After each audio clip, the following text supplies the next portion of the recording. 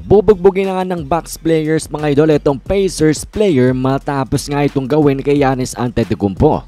Well mga idol, sa tapatang Bucks kasi pati na rin Pacers rematch ng ating in-season tournament semifinals ay alam natin na magiging medyo heated. Medyo magiging pisikal ang laban ng ito. And hindi nga nag-disappoint mga idol dahil sa fourth quarter nung binabantayan nga ni Aaron Nesmith or Nesmith etong si Giannis Antetokounmpo ay he decided to wrap Giannis Antetokounmpo at hindi lang i-wrap mga idol. Dahil kanya nga ring tinake down itong si Giannis na nagresulta nga ng pagkabagsak neto ni Antetokounmpo.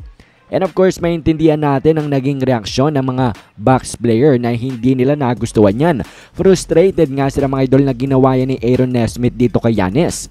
At ang pinaka-frustrated nga dyan mga idol ay itong si Bobby Portis na tinagurian ngang bodyguard netong Milwaukee Bucks at talaga nga namang gustong ipagtanggol itong si Giannis Antetokounmpo, ang kanyang teammate matapos niyang i-take down na parang nasa wrestling neto ni Aaron Nesmith. At talagang nang lalaki ang kanyang mga mata mga idol, gustong upakan, gustong ang big yan itong si Aaron Nesmith, gustong bumawi sa ginawa niya nga kay Giannis Antetokounmpo. Pero hindi lamang si Bobby Portis, meron pang isang Pacers player na gusto ring upakan itong si Nesmith. At yan ay walang iba kung hindi ang kapatid ni Giannis na si Thanasis Antetokounmpo. Of course mga idol, kapatid niya yan at ayaw niya ngang nasasaktan yan si Giannis Antetokounmpo, lalo na hindi nga magandang itsura ng pagte-take down, pag-wrap up nito ni Aaron Nesmith. Pero buti na nga lamang mga idol nandyan si Jay Crowder para pigilan etong si Thanasis dahil pagkakita niya ay naging super aggressive mga idol. Gusto talagang sugutin etong si Aaron Nesmith matapos ngang makitang ginawa sa kanyang kapatid.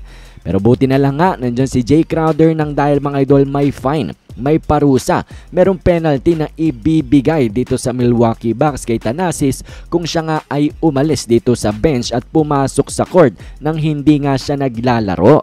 At matapos nga ng gulong ito mga idol, ang aftermath ng gulong ito ay ang naging resulta mga idol ay nabigyan nga ng flagrant foul number 1 etong si Aaron Nesmith. May technical foul pa, pati si Bobby Portis ay nabigyan ng technical foul.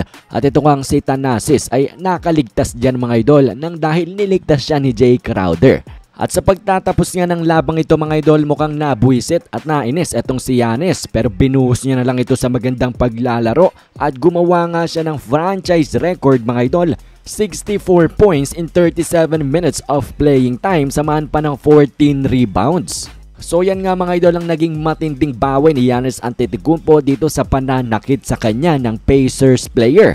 Tinambakan na mga idol, ginawa pa ng history. Pero ang Pacers on the bad side of the history ng labang ito.